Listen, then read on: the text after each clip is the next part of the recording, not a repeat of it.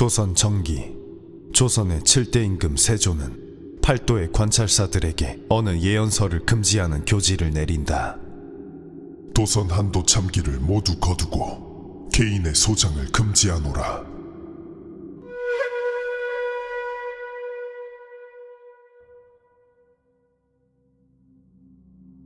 때는 통일신라 시대, 송악당 공령이라는 산에 어느 노복 하나가 나무를 하러 산에 올랐다가 기이한 광경을 마주했다.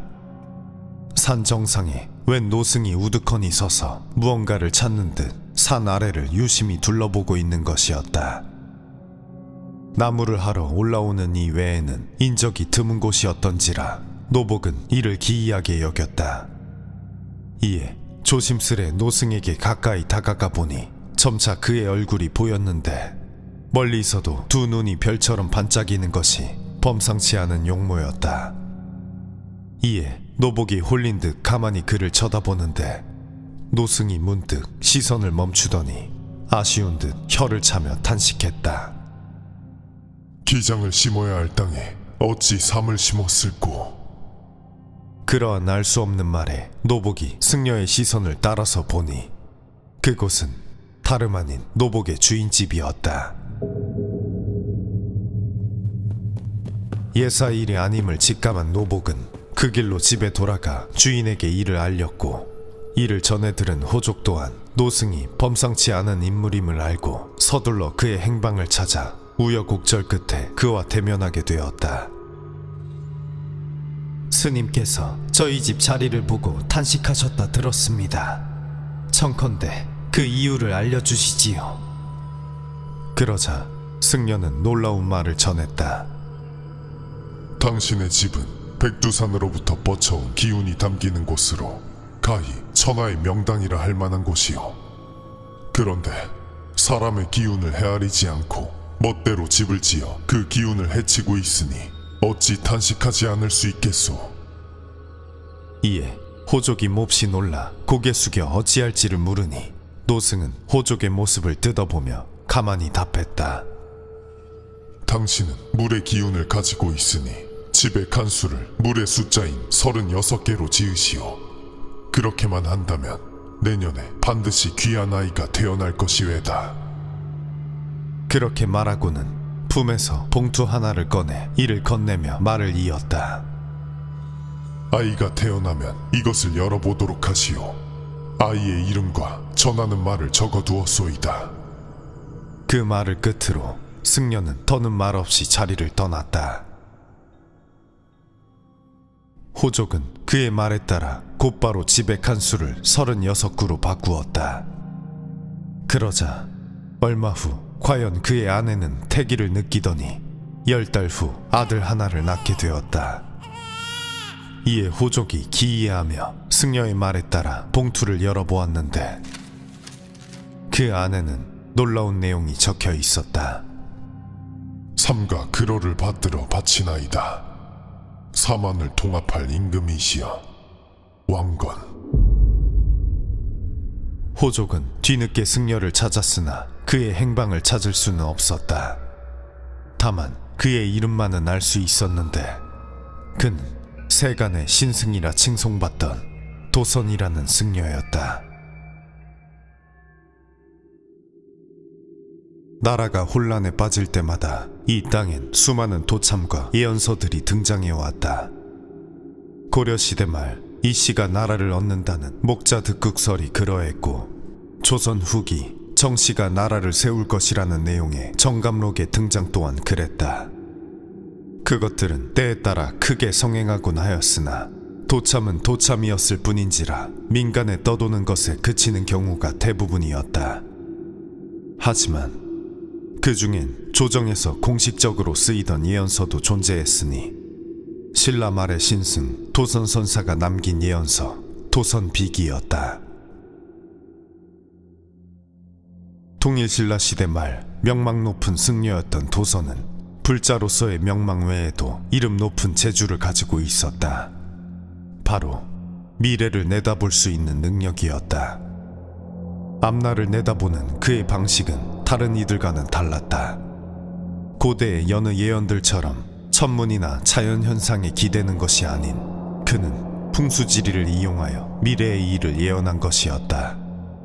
그는 백두산에서 지리산에 이르기까지 팔도를 두루 다니며 명당들을 일일이 찾아 그것을 바탕으로 나라에 있을 일을 예언하였는데, 그러던 중 송악당을 지나다 새 왕조와 임금의 탄생까지 내다본 것이었다.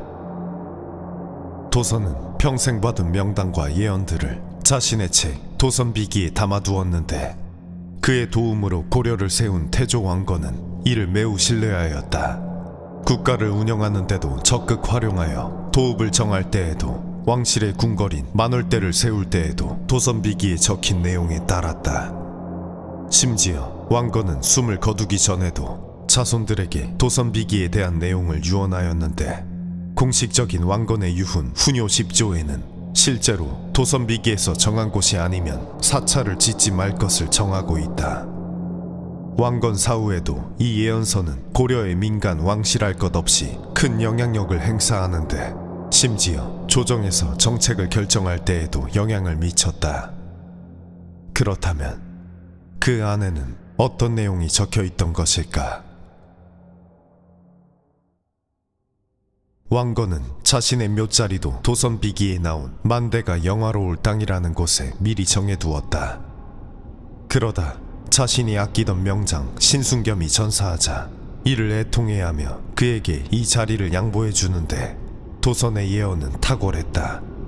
신순겸의 후손들은 정말로 크게 번창하여 그 위세가 조선시대에까지 이르게 된 것이었다. 그의 집안에선 신사임당, 신립, 신돌석 등 수많은 걸출한 인물이 등장했고, 도선의 말대로 대를 이어 영화를 누렸다. 승려도 속인도 아닌 자가 나라를 망칠 것이다. 공민왕 때의 무신 정세우는 도선비기에 나온 이 구절을 언급하며 이를 신돈을 이르는 것이라 주장했다. 확실히 당시 공민왕의 총애를 받고 있던 신돈은 승려라고 말할 수도 속인이라 말할 수도 없는 자였다.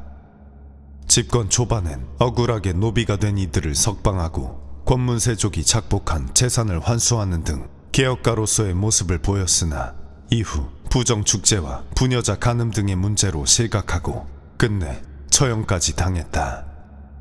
지금도 평가가 엇갈리는 그이기에 실제로 그가 어땠을지는 모를 일이지만, 고려는 이후 정말로 멸망의 길을 걷게 된다. 그 외에도 최영 장군은 도선비기에 전쟁을 하기 전 임금이 궁궐에서 보패를 열어보면 적이 스스로 항복할 것이라는 내용을 듣고 전쟁에 나서기 전 이에 따랐다고 하며, 묘청은 서경천도운동을 벌일 때 자신을 도선의 맥을 이은 승려라고 주장하기도 하는 등 도선비기는 고려사 내내 중요하게 다뤄졌다. 하지만 도선은 미래를 예언했을 뿐 앞날을 정할 수 있는 이는 아니었다. 순호지에는 도선이 송악당을 둘러볼 때 그가 했던 또 다른 예언이 담겨 있다. 봉우리에 올라 송악당을 둘러본 도선은 감격스러운 듯 말했다. 이곳은 앞으로 나라의 운수를 800년은 지탱할 만한 곳이구나. 그런데 그때 문득 동남쪽에 안개가 걷히기 시작했다. 그러자 멀리 높게 솟은 산 하나가 보이는 것이었다. 이는 한양의 삼각산이었다.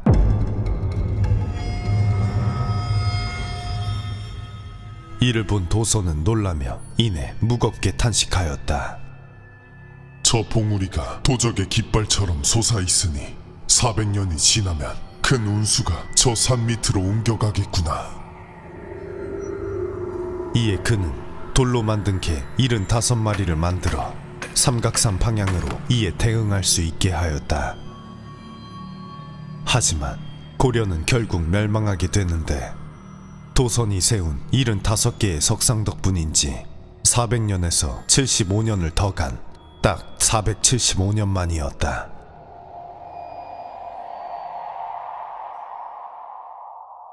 고려가 멸망하고 조선이 세워진 뒤에도 도선비기는 여전히 큰 영향을 미쳤다. 조선의 세 번째 임금 태종은 도선비기를 참고하여 당시 개경이었던 도읍을 한양으로 옮기기도 했다. 하지만 왕조의 기틀이 어느 정도 잡히자 조선은 이를 경계하기 시작했다. 정치가 안정된 마당에 그것이 더 이상 필요 없어진 데다 이제는 오히려 자신들의 기반을 해할 수 있는 존재라 보았기 때문일 것이다. 그러다 조선의 7대 임금 세조는 팔도의 관찰사들에게 도선 비기 등의 여러 예언서를 금지할 것을 명하기에 이른다. 도선한도 참기를 모두 거두고 개인의 소장을 금지하노라. 이러한 명은 이후 성종 때 다시 한번 내려졌고 그렇게 도선 비기는 세상에서 점차 자취를 감추게 되었다. 다른 기록들을 통해 그것이 존재했음을 유추할 수 있을 뿐이다. 이후 등장한 정감록에는 도선 비기의 일부 내용이 담겨 있는데 도선 선사가 숨을 거두기 전 자신의 사후 700년 뒤의 일을 암시한 말이다. 임진년에 섬 오랑캐가 나라를 좀먹으면 송백에 의지하라. 병자년에 북쪽 오랑캐가 나라 안에 들끓으면 산도 불리하고 물도 불리하다. 궁궁이 이롭도다. 그는 임진왜란과 병자호란 또한 예언했던 것이었다. 이후 도선 비기는 완전히 세상에서 사라졌고 현재 도선의 책이라 거론되는 것은 있지만 공식적으로 인정되는 것은 없다. 다만 다른 기록들을 보고 그것이 분명히 존재했음만을 알 수 있을 뿐이다. 한반도에 흥망성쇠가 예언되어 있었다는 도선 비기. 그 뒷내용에는 과연 무슨 내용이 담겨 있었을까?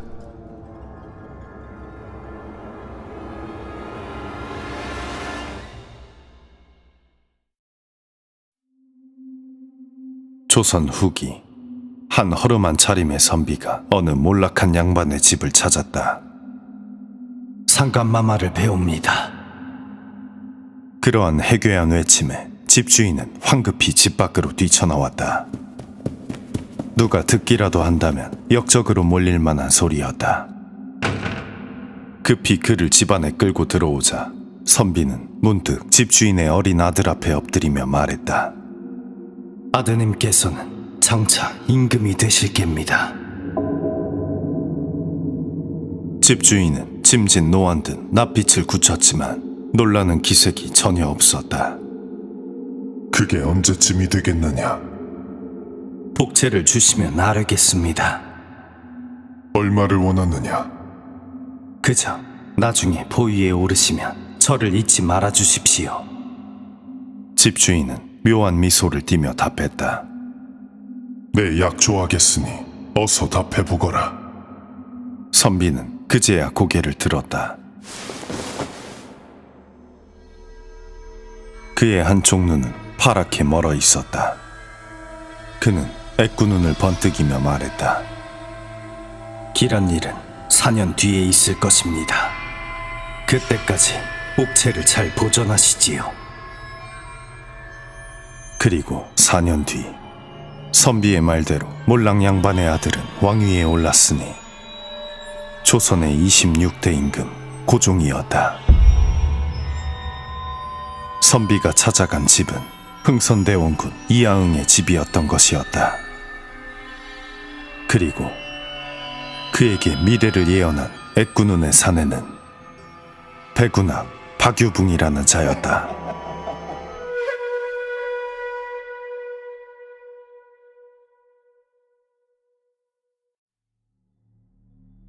청도 사람 박유붕은 과거 시험 공부에 몰두하던 몰락한 양반이었다. 출세욕이 강해 늦도록 공부를 놓지 않았건만 번번이 낙방을 면치 못했다. 한량 생활이 길어지자 그의 처는 보다 못해 꼭꼭 숨겨둔 책 한 권을 꺼냈다. 이게 무엇이오? 이 책이라면 서방님의 앞길을 알 수 있을 겁니다. 그것은 임진왜란 때 명나라 장수 두사충의 비전서였다. 임진왜란 때 조선의 원군으로 들어온 두사충은 싸움터의 일외에도 특출난 재주가 있었다. 바로 풍수와 전복으로 미래를 내다보는 능력이었다. 그는 진을 칠 때에도 꼭 땅의 형세를 보고 쳤으며 조선에 머무는 동안 팔도의 명당을 두루 봐두고선 이순신 장군의 묘자리를 봐주기도 하였다. 전쟁이 끝나고 명군이 귀국하던 길, 그는 고국에 돌아가지 않고 조선에 남기를 선택한다. 평소 명에 대한 애정이 남달랐던 그였기에 다른 장수들은 이를 괴이하게 여겼다. 하지만 머지않아 사람들은 그가 돌아가지 않은 이유를 알게 되었다.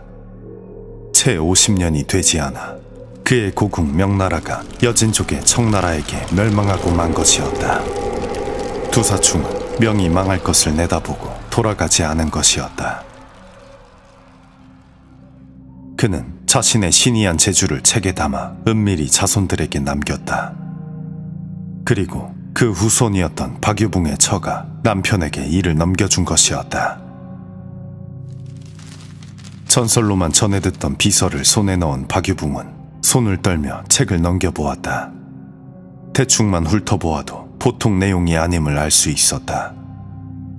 이거라면 박유붕은 그날로 두사충의 비서를 공부하기 시작했고 밤낮으로 매달린 끝에 마침내 책의 모든 것을 터득할 수 있었다.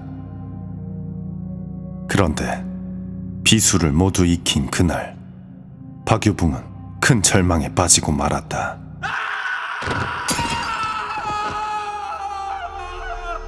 스스로의 운명을 알아버렸기 때문이었다.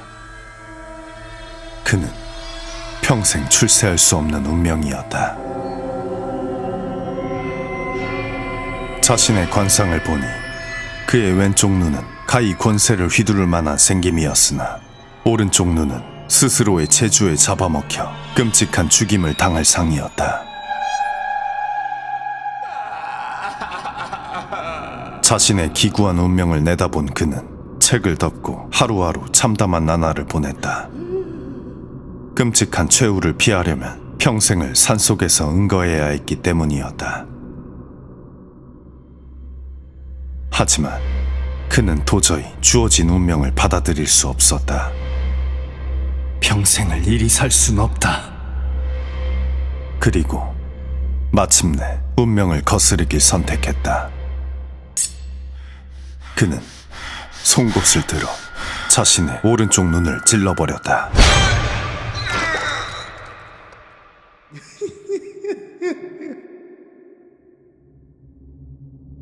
정말로 운명이 바뀌어버린 것일까?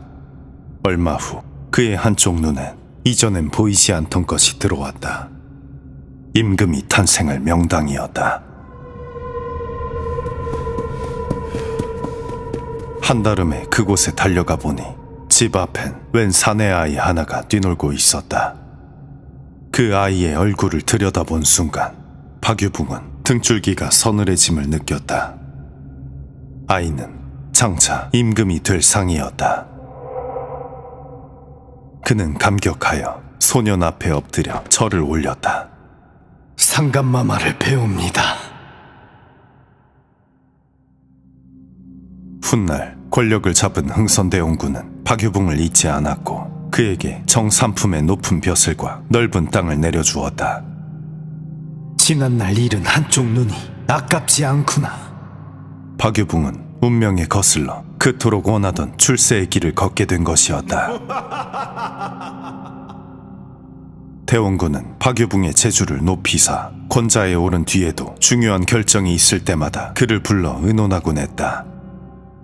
그러던 어느 날 대원군이 그를 은밀히 호출했다. 부르셨습니까, 대감? 대원군은 급히 그를 병풍 뒤에 숨겼다.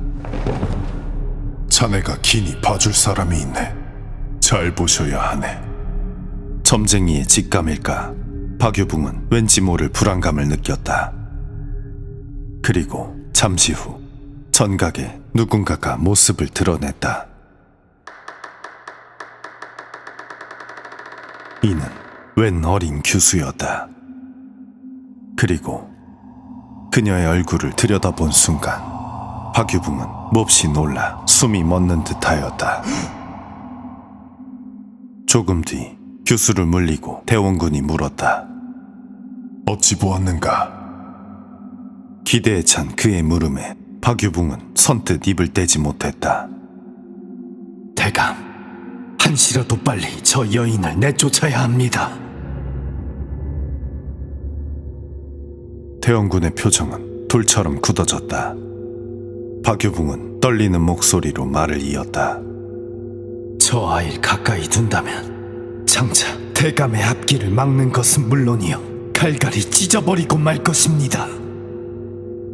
그러자 대원군이 조용히 말했다.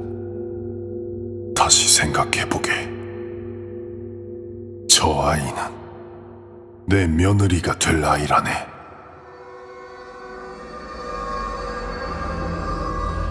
박유붕은 깜짝 놀라 엎드려 그를 말렸다. 절대 아니되옵니다. 아니되옵니다. 이에 대원군이 크게 소리쳤다. 왕가가 또다시 외척의 손에 놀아날 순 없지 않은가? 젊은 날 세도가의 횡포에 억눌려 살던 대원군은 그가 나라를 좀먹어온 세도가를 외척으로 두지 않기 위해 자신의 처가 사람을 중전으로 간택하려는 것이었다. 박유붕 또한 그 사정을 모르는 바 아니었으나 그에게 미움을 살 것을 무릅쓰고 간곡히 청했다. 그래도 안 됩니다. 다시 한번 생각해 보시지요. 하지만 대원군은 불안한 낯빛을 보이면서도 도무지 그의 말을 들으려 하지 않았다. 내 며느리를 뽑는 게지 자네 며느리를 뽑는 거라든가.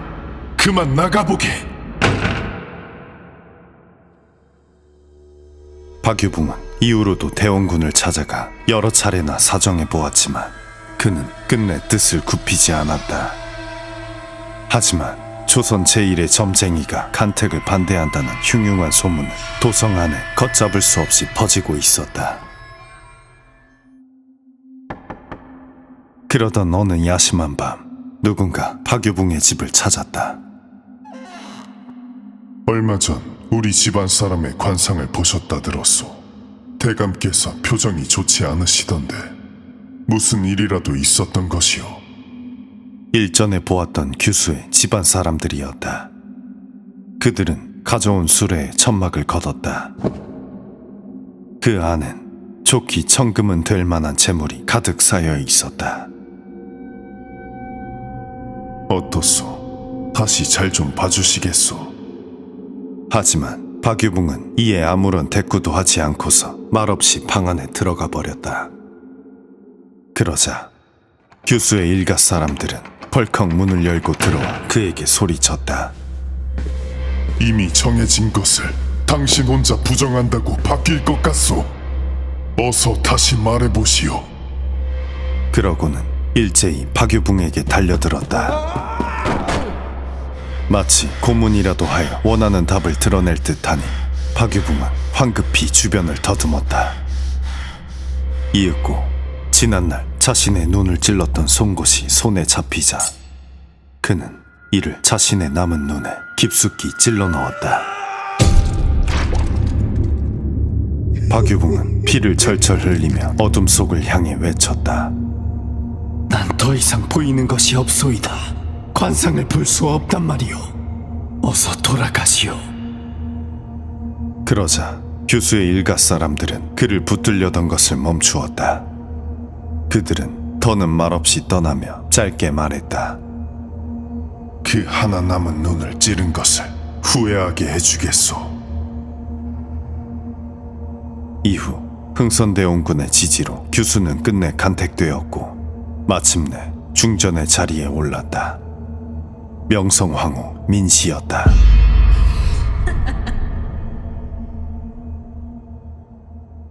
대원군과 중전의 눈밖에 난 박유붕은 벼슬에서 쫓겨나 낙향한 뒤 후미진 산골에서 은거하였다. 그러다 한 번은 그나마 왕래가 있던 관리한 사람이 그의 집을 찾았는데 문을 열어보니 박유붕은 얼굴에 9구멍에서 피를 흘리며 고통스럽게 죽어가고 있었다.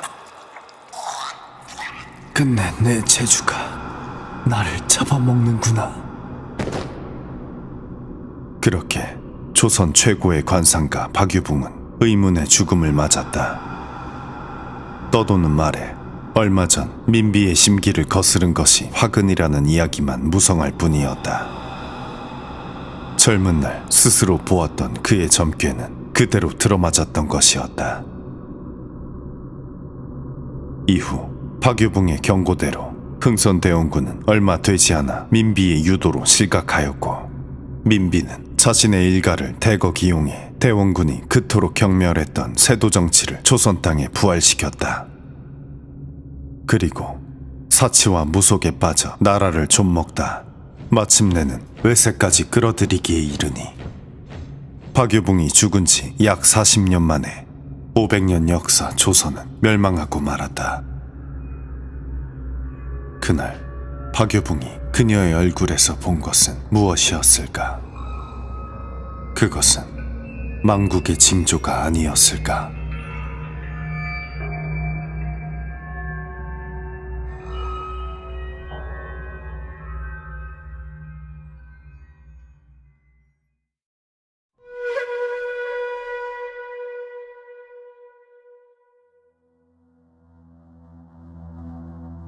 동서고금을 막론하고 세상엔 수많은 예언서들이 존재해왔다.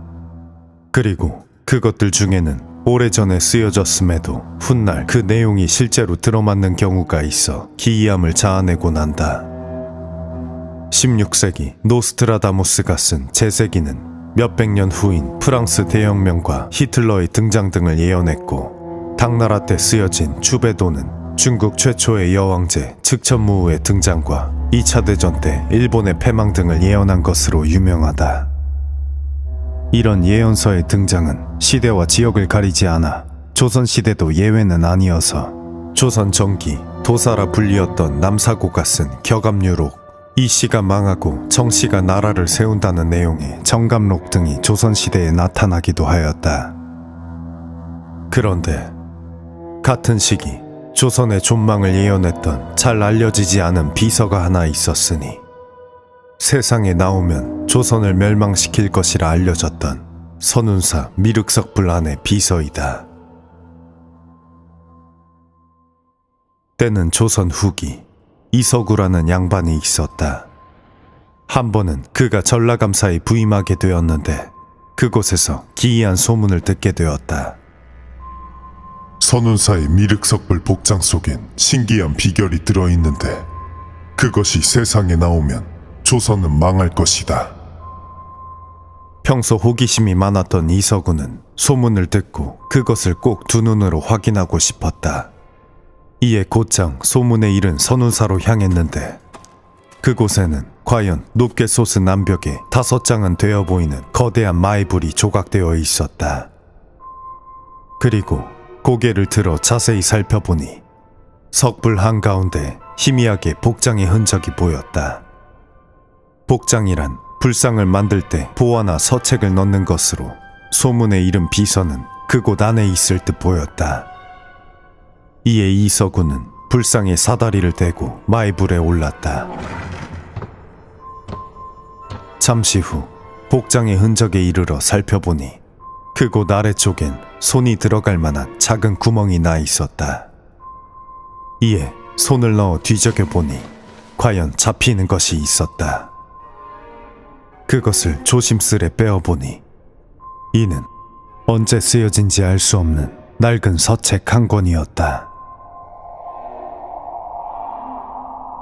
소문에 이른 기서를 손에 넣었다는 생각에 이서구는 들뜬 마음으로 책의 겉장을 넘겨보았다. 그리고는 소스라치듯 놀라 하마터면 책을 떨어뜨릴 뻔하였다. 비서의 첫 장에는 이런 내용이 적혀 있었다. 전라감사 이서구가 열어보다. 이에 놀라 어찌할 바를 몰라 하는데 돌연 마른 하늘에 벼락이 내려치기 시작했다. 이서구는 온몸에 털이 곤두서는 듯하였다. 이것은 감히 봐서는 안 되는 것이다. 그는 더 이상 그것을 넘겨보지도 감히 가져가지도 못하고 다시 석불의 복장 안에 이를 넣어두고는 허겁지겁 산 아래로 내려갔다. 이서구는 조선 후기에 실제했던 기인으로 전해지는 인물이다. 그는 천문에 능해 종종 미래의 일을 예측하는 등 신통력을 보였다 전해지는데 그런 그조차 마해석불의 비서는 감히 가져가지 못했다는 것이다. 그 비서의 정체는 과연 무엇이었을까? 비서가 들어있던 선운사 마해석불의 유래를 살펴보면 삼국시대로 거슬러 올라간다. 때는 6세기 백제 27대 임금 위덕왕은 검단이라는 이름난 선사에게 그곳 암벽에 불상을 조각해달라 부탁한다. 검단 선사는 이를 승낙하고 그렇게 거대한 마해석불은 만들어졌다. 이 전설에 따르면 비서는 1000년이 넘는 세월 동안 석불 안에 잠들어 있었던 것이다. 비밀에 쌓인 마해석불의 비서에 관해 전해지는 이야기는 이서구의 일화뿐만이 아니다. 그가 마해불을 다녀간 지 70여 년이 지난 어느 날 손시성을 가진 사내 하나가 수십 명을 대동하여 선운사를 찾았다. 그들은 마해불 속 비결에 대한 이야기를 듣고 온 듯했다. 이에 승려들은 수십 년 전에 이를 알고 있었기에 재앙이 닥칠까 두려워 하나같이 그들을 말렸다. 하지만 사내는 결연히 외쳤다. 벼락이라면 이미 이서구가 맞았으니 걱정할 것이 없다. 그는 막아서는 승려들을 제압하고는 마해불에 오르기 시작했다. 그리고는 석불의 복장을 도끼로 부수고 그 속에서 비서를 꺼내었다. 과연 이번에는 벼락이 치지 않았다. 사내는 이서구가 차마 읽지 못했던 뒷장을 넘겨 읽어보고는 이를 들고서 산 아래로 유유히 사라졌다. 그리고 2년 뒤 그의 이름은 조선 팔도에 널리 퍼지게 되니 그는 동학농민운동의 지도자 손화중이었다. 썩어빠진 세상을 바꾸고자 했던 그가 마침 비결에 대한 소문을 듣고 미륵석불의 복장을 열어 그것을 꺼내간 것이었다. 동학의 접주가 마해불의 비서를 손에 넣었다는 소문은 날개 돋친 듯 퍼져나갔다. 이에 수많은 사람들이 그와 뜻을 함께하겠다며 동학도에 가담하기 시작했다. 조선을 멸망시킨다는 비서를 손에 넣어서인지 백산에서 봉기한 동학 세력의 기세는 파죽지세와 같았고 광군을 맞닥뜨려 승리를 거두고 금세 전주성을 함락시켰다. 이는 호남의 요충지이자 조선 왕가의 정신적 고향이기도 했기에 큰 사건이 아닐 수 없었다. 그렇게 동학군은 금세라도 한양에 올라가 부패한 지배층을 타도하고 새로운 세상을 열 것만 같았고 비결의 예언은 사실이 되는 듯했다. 하지만 예상과는 달리 일은 순탄치 않게 흘러가기 시작했다. 위기감을 느낀 조정이 어리석은 선택을 하고야 만 것이었다. 동학군을 관군으로 진압하기 어렵다 판단하여 청나라에 파병을 요청한 것이었다. 청나라군은 기다렸다는 듯 조선 땅을 밟았고 이어서 일본군 또한 텐진 조약을 빌미로 피 한 방울 흘리지 않고 조선 땅에 들어왔다. 두 나라는 각자의 땅이 아닌 조선 땅에서 저들의 이권을 둔 전쟁을 벌이기 시작했고 조선은 그렇게 침략자들의 각축장이 되어버렸다. 동학농민군은 그들과 죽기로 싸웠으나 우금치와 태인에서 크게 패하여 끝내 산화하였고 손아중 또한 붙잡혀 전봉준과 함께 차명을 당하게 되었다. 그렇게 마해불 안에 숨겨져 있다던 비서의 비밀은 자취를 감추어 수수께끼로 남게 되었다. 다만 슬프게도 그 예언은 그대로 이루어지게 되어 조선은 이후 끝내 역사의 뒤안길로 사라지게 되었다. 하늘의 뜻은 이미 정해졌으나 그 방식을 정하는 것은 사람의 몫이었던 것이다. 선운사 마해불 안에 숨겨져 있었다는 비밀의 문서. 과연 그 안에는 어떤 내용이 담겨져 있었을까? 혼탁하던 시대, 고통받던 민중들이 만들어낸 이야기였을까? 아니면 지금도 이 땅 어딘가에 숨겨져 있을까?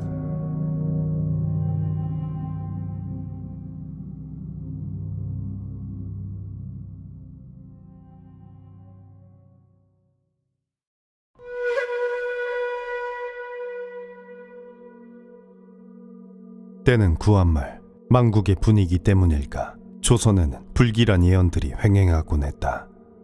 그중 가장 많이 퍼져나간 이야기는 조선 왕조의 수명에 관한 것이었다. 나라가 세워진 지 500년이 넘어가던 당시 조선이 28번째 임금을 끝으로 멸망하게 될 것이란 내용이었다. 애초 조선이 한양에 처음 도읍할 때 그 기한을 500년으로 정했었고, 역대 왕들의 신주가 모셔져 있는 종묘의 정문, 창현문의 글자를 파자하면 각각 20세, 28대라는 의미가 되므로 조선이 500년이 지나 20세 혹은 28대 만에 멸망한다는 것이었다. 그렇지 않아도 온갖 요설과 점술에 빠져있던 고종은 이 말을 몹시 불길하게 여겼다. 그는 태조로부터 26번째 임금이었으므로 도참이 사실이라면 자신의 손자 때 나라가 망할 것이기 때문이었다. 이에 고종은 팔도를 두루 뒤져 신통한 점쟁이들을 찾아오게 하는데, 한 번은 이재찬이라는 대신이 어느 흰머리의 점쟁이를 청거했다. 바로 정환덕이란 점쟁이였다. 그는 40살 남짓밖에 안 되는 나이에도 머리가 노인처럼 이미 모두 새어 있었다. 고종은 그런 외모에 기이해하며 평소 염려하던 것을 물었다. 세간에 떠도는 도참이 사실인가? 하지만 정환덕은 임금의 물음에 즉답하지 않고 그의 운수를 답할 뿐이었다. 폐하의 운수는 지난 정유년부터 11년의 고비가 있습니다. 하지만 안타깝게도 이 운수는 모면치 못하실 겁니다. 시름을 덜고자 한 물음에 오히려 한 시름을 더한 고종은 무척이나 불길해하며 이를 빠져나갈 방도를 물었다. 그렇다면 기도하여 그 운수를 피해갈 수 있겠는가? 하지만 정환덕은 또다시 즉답을 피했다. 인재를 얻으시는 방법밖에 없습니다. 그런 원론적인 해결책이 아닌 운명 자체를 바꿀 만한 점괘를 원했던 고종은 그의 그런 대답이 답답할 뿐이었다. 그렇다면 앞으로 일어날 일에 대한 예언은 없겠느냐? 고종이 다시금 물으니 정환덕은 그제야 셈을 해보더니 답했다. 오는 12월 금음 궁에 화재가 일 것입니다. 그리고 그의 마지막 날 정말로 궁 안에 불이 일었다. 이는 정환덕이 예언한 그대로였으니 놀란 고종은 그를 다시 불러 물었다. 내가 화제를 맞춘 것은 확정적인 운수가 있었기 때문인가? 아니면 단순한 우연인가? 내 왕조의 앞날을 알지 못하겠으니 어서 내가 본 것을 말해보거라. 그러자 정환덕은 처음으로 그 물음에 길게 답했다. 신이 계산해보니 4년 뒤 11월 갑자일에 옛것이 모두 뒤엎어질 점괘입니다. 이날에 대비하여 어진 신하를 가까이 하시고 소인들을 멀리 하소서. 그래야만 마침내 난국에서 벗어나 태평의 운수를 맞을 수 있습니다. 그렇지 않는다면 나라의 미래를 장담할 수 없습니다. 하지만 이는 역시나 고종이 원하는 대답이 아니었고, 그는 정환덕의 말을 딱히 귀담아 듣지 않았다. 그리고 4년 뒤 정환덕이 짚은 11월 갑자일에 조선은 정말로 결정적인 위기를 맞이하게 되었다. 을사늑약이었다.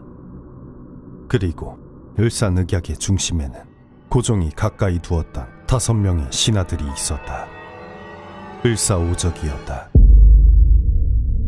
어진 신하를 가까이 하시고 소인들을 멀리 하소서. 그리고 그가 경고했던 11년이 되는 해 고종은 일제에 의해 강제로 퇴위를 당하고 마니 정환덕은 정확한 예언을 했으나 고종이 그의 예언을 점괘라 받아들이지 않은 것이었다. 조선은 그로부터 5년 후 도참에 이른 28대에도 미치지 못한 27대 순종을 끝으로 역사의 뒤안길로 사라지고 말았다. 정환덕은 이후 고종에게 벼슬을 받고 사임하기를 반복하다 일사늑약이 일어난 이듬해 마지막으로 사직하여 더 이상 궁에 발길을 들이지 않았다고 한다.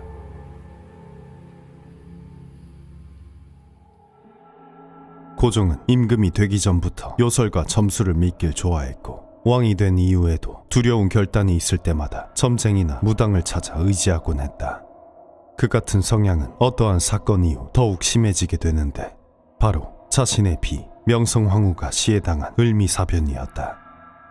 한 나라의 왕비가 일본에게 무참히 시해당한 것을 본 고종은 언제 자신도 그리 될지 모른다는 생각에 매일매일을 슬픔과 두려움에 떨었다. 그러던 어느 날 놀라운 이야기가 들어왔다. 전하, 듣기로 충주 땅에 죽은 사람을 보는 재주를 가진 기인이 있다 하옵니다.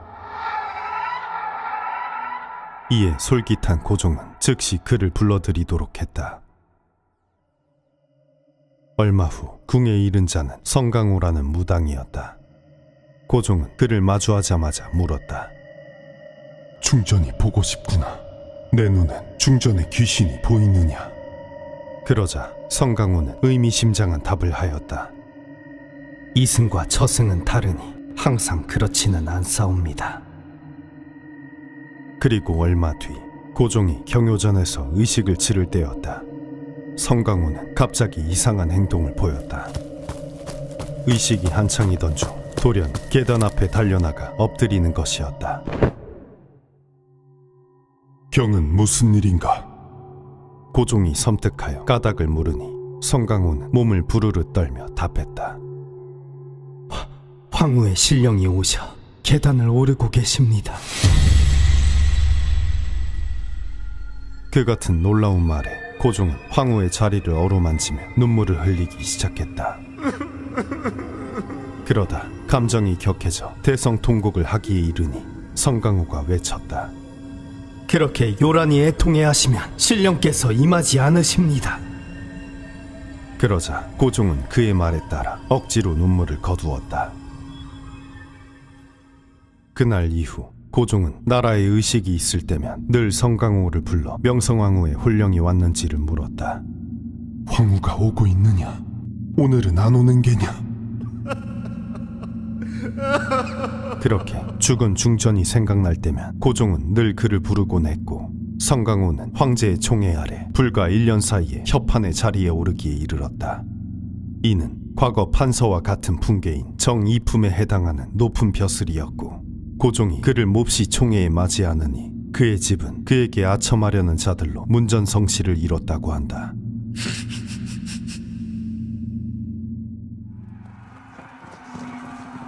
때는 이모굴날 명성황후는 군사들을 피해 멀리 충주로 도둑길에 올랐다.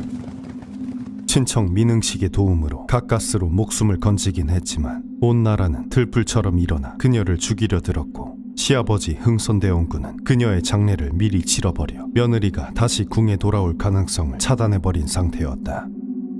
이에 명성황후는 두려움과 막막함에 잠을 이루지 못할 지경이었다. 그렇게 절망스러운 하루하루를 보내고 있던 어느 날 그런 명성황후의 상태가 걱정됐던 민흥식은 웬 무녀 하나를 데려와 보였다.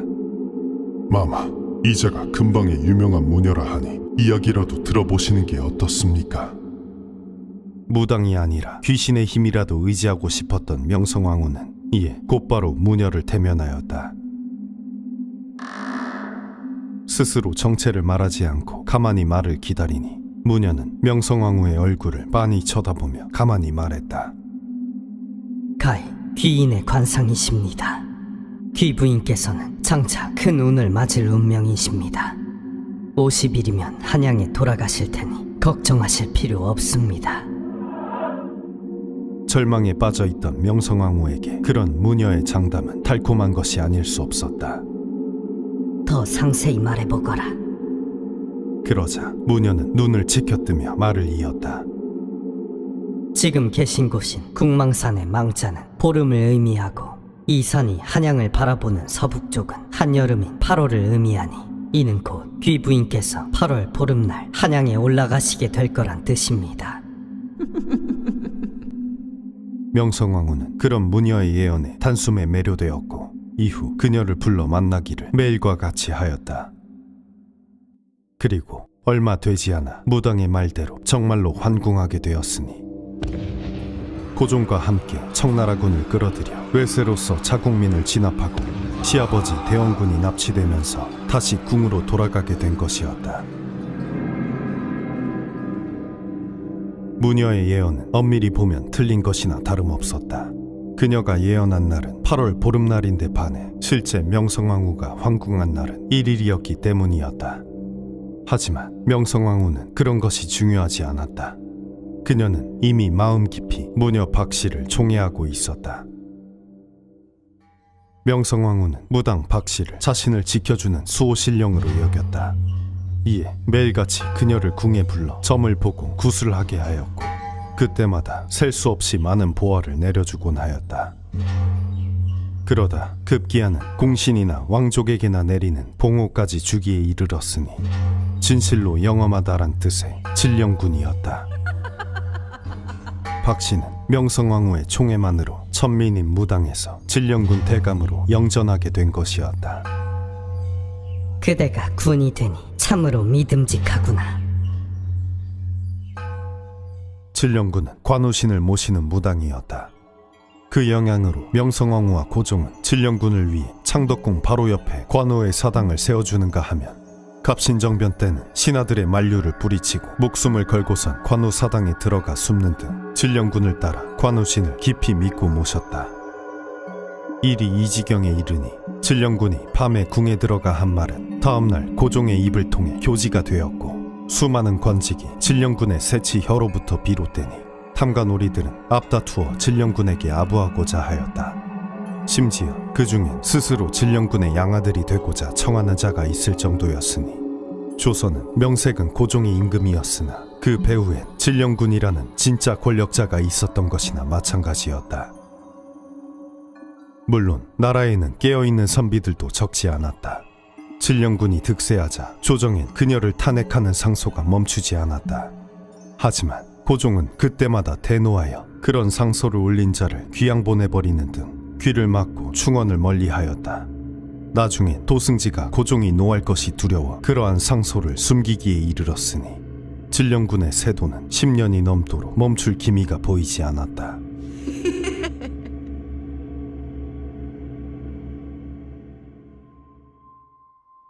진령군이 위세를 떨치고 그녀에게 아첨하려는 이가 줄을 이을 시절 그녀는 기이한 소문 하나를 듣게 되었다.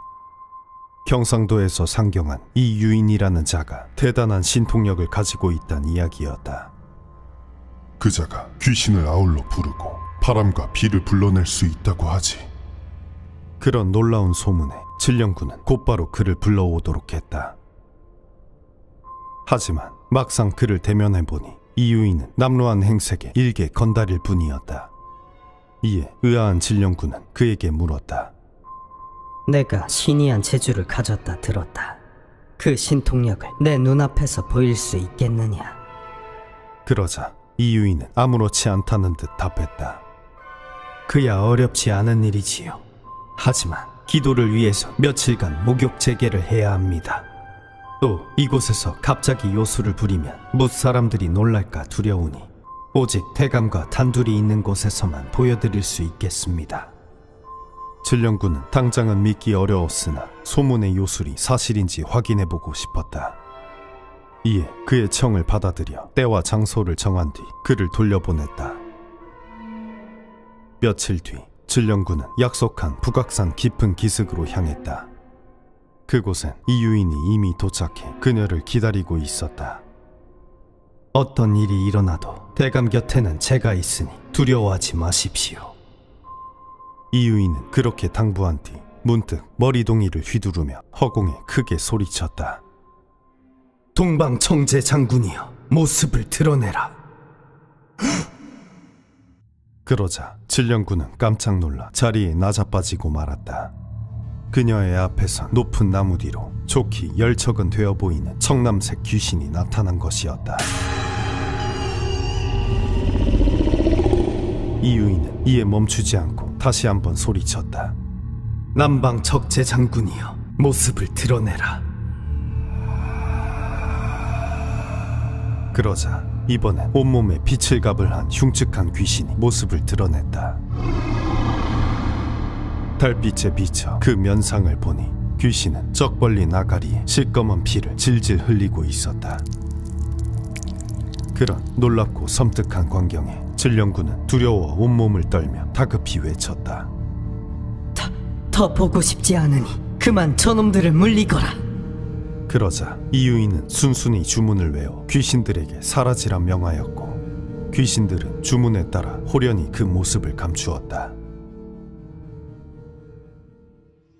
그 같은 놀라운 징험에 진령군은 이유인의 능력을 믿어 의심치 않게 되었고 이후 그를 자신의 양아들로 삼는 한편 뇌물 한번 받지 않고서 명성황후에게 그를 신통한 도사라 청거하기까지 하였다. 하지만 이는 모두 이유인의 계략이었다. 상경하여 별 볼 일 없는 건달로 살아가던 이유인은 어느 날 진령군에 대한 소문을 듣게 되었다. 군란이 끝나고 민비가 데려온 무당이 나라님을 현혹시키고 심지어 봉호까지 받았다지. 그런 소문에 그는 크게 놀라워하면서도 머릿속에 좋은 생각 하나가 번뜩였다. 임금과 왕비도 속이는 마당에 배워먹지 못한 무당 따위라고 왜 못 속이겠는가? 그는 즉시 다른 건달들을 모아 의도적으로 자신에 대한 소문을 퍼뜨리기 시작했다. 귀신을 아울러 부르고 바람과 비를 불러낼 수 있다고 하지. 그리고 마침내 진령군이 미끼를 물자 다른 건달들을 시켜 미리 귀신으로 변장시킨 뒤 어둠을 이용해 아둔한 진령군이 환상을 믿게 한 것이었다. 진령군이 명성황후에게 그랬듯 그녀의 깊은 신뢰를 얻은 이유인은 벼슬을 얻고 나날이 승승장구하였다. 그는 고종의 특명으로 단숨에 희청군수 자리에 오른 것을 시작으로 병조참판, 병마절도사, 그리고 법부 대신의 자리에까지 올랐다. 이렇듯 진령군이 득세하고 그녀의 환심을 사려는 이유인 같은 자들이 벌떼처럼 일어나던 위태로운 시대였다. 하지만 권불 10년이라 했던가 지록위마의 전형을 보여주던 진령군도 11년 만에 권자에서 물러나게 된다. 그러나 조선에서 진령군이란 재앙을 가시게 한 것은 슬프게도 더욱더 크고 긴 재앙이었다. 바로 일본이었다. 청일전쟁에서 승리한 일본은 조선의 친일 내각을 수립하였고 고종과 명성황후가 사실상 포로 신세로 전락하면서 진령군 또한 착복한 재산을 모두 압수당한 뒤 궁에서 쫓겨나게 된다. 명성황후는 진령군이 자신을 지켜줄 수호 신령이라 굳게 믿었지만 당연하게도 진령군은 그럴 만한 신통력을 가지고 있지 못했다. 명성황후는 일본이 일으킨 을미사변으로 무참히 살해당하고 만다. 그렇게 진령군의 11년 세도는 막을 내렸지만 조선은 이미 수차례의 환란 끝에 마지막 불빛마저 꺼져가는 중이었고 명성황후와 진령군을 잃은 고종은 이후 또다시 다른 무당을 찾아 나선다. 그리고 15년 뒤 조선은 멸망하고 만다. 해방 후 명성황후와 진령군의 이야기를 다룬 개벽 79호에서는 무당에게 매달리다 끔찍한 죽임을 당한 명성황후의 최후에 대해 이렇게 평했다. 자기 살 길과 나아갈 길을 오직 운명에만 맡긴 어리석음 때문이다.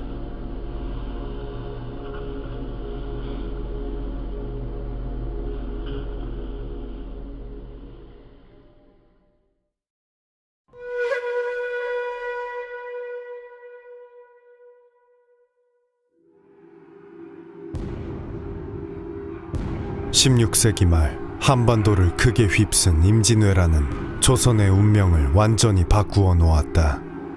치열한 싸움 끝에 끝내 왜군을 격퇴하긴 하였으나 오랜 시간 지속된 전쟁으로 국토는 황폐화되고 수많은 백성들이 목숨을 잃으니 건국 이래 번성해 오던 조선은 이후 점차 쇠락의 길을 걷기 시작했다.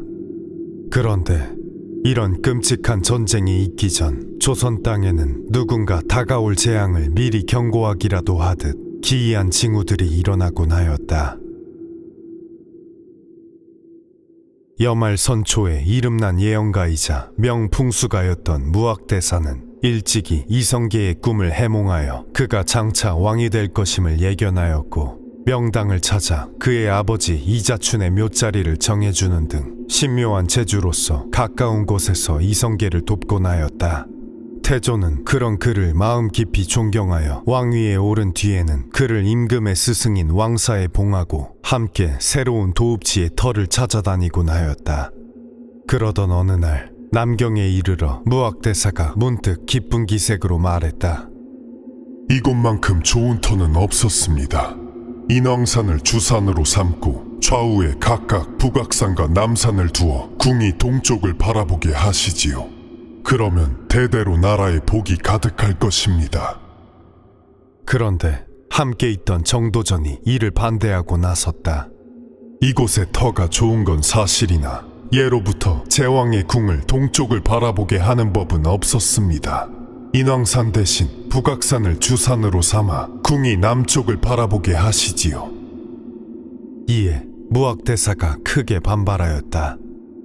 이곳 남쪽의 솟은 관악산은 그 모양이 타오르는 불과 같으니 궁궐이 이 산과 마주보게 된다면 장차 나라에 큰 화가 불어닥칠 것입니다. 절대 그곳에 궁을 세워서는 안 됩니다. 평소 신뢰에 맞지 않는 두 사람의 의견이 이렇듯 극명하게 갈리니 태조는 깊은 고민에 빠졌다. 하지만 이내 정도전의 손을 들어주었다. 궁이 동쪽을 바라보는 것은 일찍이 없던 일이니 이번엔 삼봉의 뜻에 따르기로 합시다. 이에 무학대사는 재차 그를 말렸으나 이미 태조의 뜻은 굳은 뒤였다. 무학은 근심 어린 표정으로 깊이 탄식했다. 200년 뒤 반드시 내 말을 생각하는 날이 있을 것이오. 그리고 과연 그로부터 정확히 200년이 흐른 뒤 조선에 큰 재앙이 들이닥쳐 궁이 모두 불타버리니 이는 온 나라를 도탄에 빠뜨린 임진왜란이었다.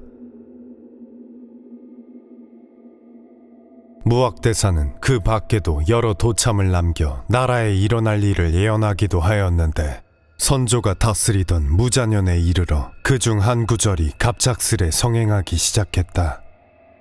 구름의 뿌리에 산이 솟고 달이 여울에 떨어지니 어디로 가버리고 또 어디에서 올 것인가. 하지만 온통 알 수 없는 말들 뿐이라 아무도 그 뜻을 해석하지 못하였는데 임진년에 이르러 왜군들이 들이닥치니 사람들은 그제서야 그 숨은 뜻을 알아차렸다.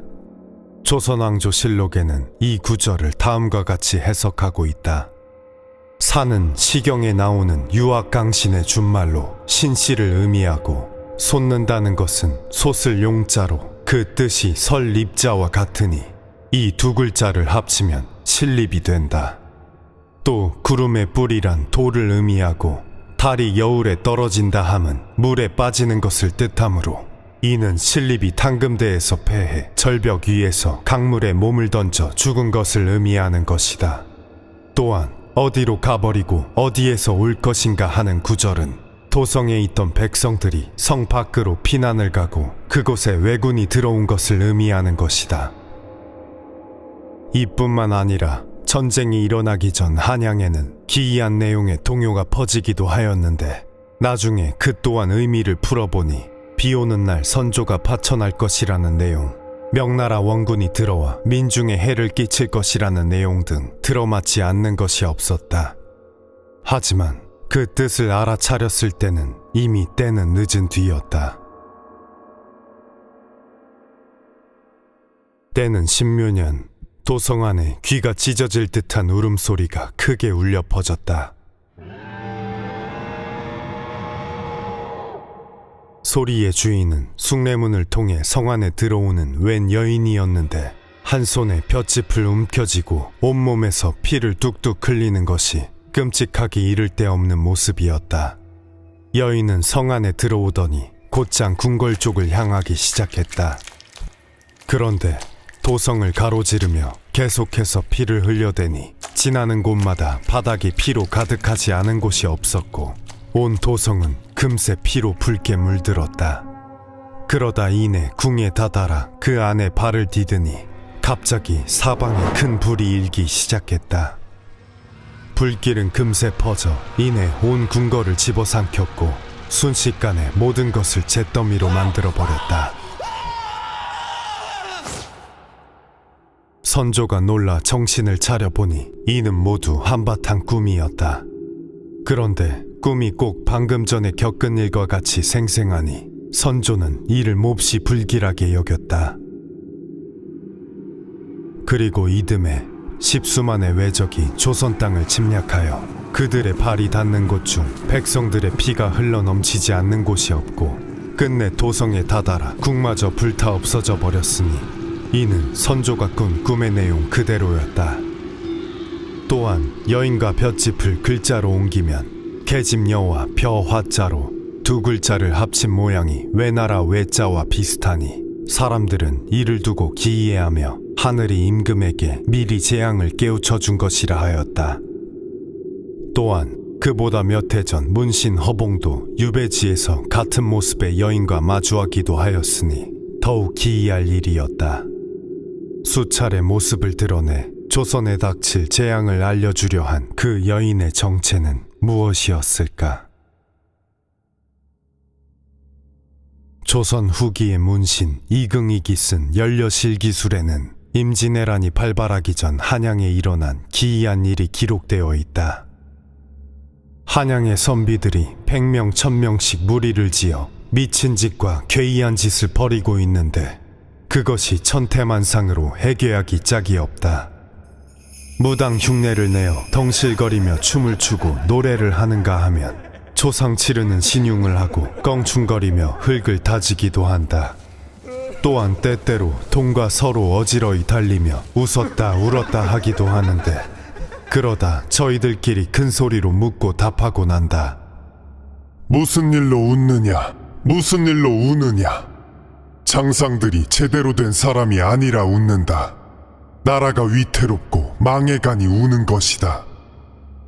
이러한 것을 등등곡이라 부르는데 이를 이끄는 사람은 정효성, 백진민 등 30여인이나 되고 그들을 추종하여 법석을 떤 자들의 수는 헤아릴 수 없을 정도였다. 온 힘을 모아 전란을 대비해도 모자랄 시기에 조정은 동인과 서인으로 나뉘어 각자 이해만을 쫓으며 서로 다투기 바쁘고 임금은 옥사를 벌여 몇 년에 걸쳐 수많은 사람들을 사륙하고 있었으니 이를 보고 울분에 못 이긴 선비들이 무리를 지어 이 같은 해괴한 짓을 하고 다닌 것으로 보인다. 하지만 이후에도 상황은 달라지는 것이 없었고 당쟁과 선조의 옥사는 계속되다 3년 후 전쟁이 일어난 후에야 비로소 멈추었다. 이 밖에도 전쟁 전 조선에는 강물에 수많은 자라들의 시체가 떠오르는가 하면 관청에 있던 못물이 담장을 넘을 정도로 넘쳐 흐르는 등 기이한 징후가 끊이질 않고 일어났다. 하지만 조선은 끝내 다가올 침략을 대비하지 못했고 결국 온 국토를 아비규환으로 만든 끔찍한 전쟁을 맞이해야만 했다. 이는 다가올 재앙을 예견한 누군가가 도참과 노래, 이야기의 형태를 빌려 조선에 경고를 하려 했던 것은 아니었을까?